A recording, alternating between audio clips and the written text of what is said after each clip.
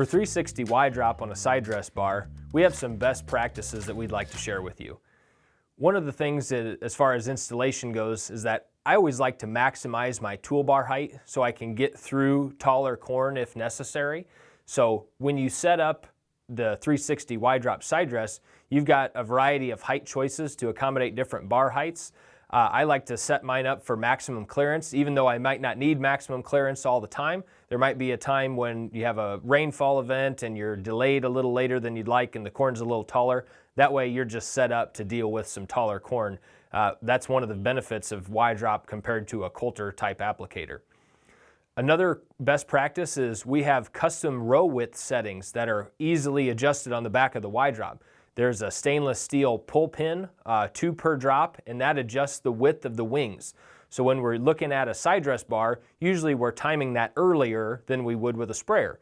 So even though we have row width settings, 15, 20, 30, and then wide row, 36 or 38 inch, with younger corn, we might want to narrow that up so we're not hitting the plants quite as hard with the hose and we're running more so a little bit away from the bottom of the stem in the young corn. So a nice flexibility option for Y-DROP in smaller corn is that we can narrow those wings to try and get an earlier application window. One of the other best practices with Y-DROP is looking at sulfur. You know, we no longer get sulfur from the atmosphere.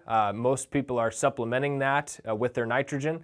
As far as the 7 macronutrients of corn, nitrogen and sulfur are the 2 that are water mobile. So because we're not replenished from the rainfall anymore, we need to look at adding sulfur with our nitrogen when we're making those applications. That will help avoid early season that striped appearance, that sulfur striping that we get in young corn.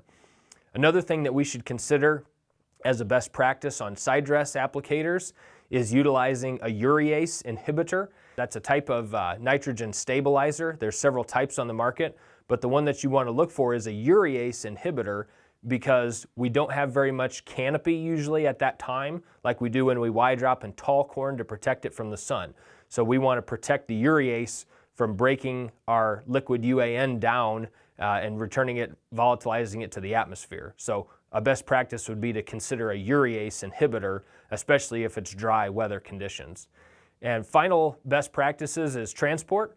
The breakaways are able to break away and pin up so you can move them away from the road, or I have a lot of growers just take the drag hoses and kind of curl them up and tuck them into the wire lock pin that holds the Y-DROP base onto the adjustable riser tube. So a couple of simple ways to just pin those up for road transport, aid in the longevity of your hoses if you don't drag them down the road as you're moving between fields.